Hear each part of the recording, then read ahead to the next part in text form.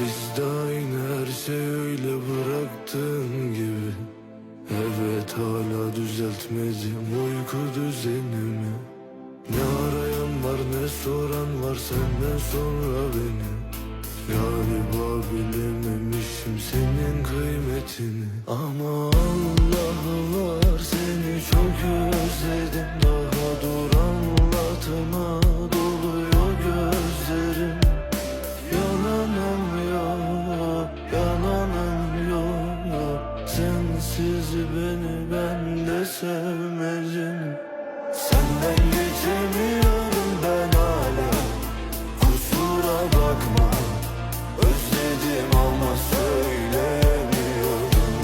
Her detayın aklımda, unutmam asla.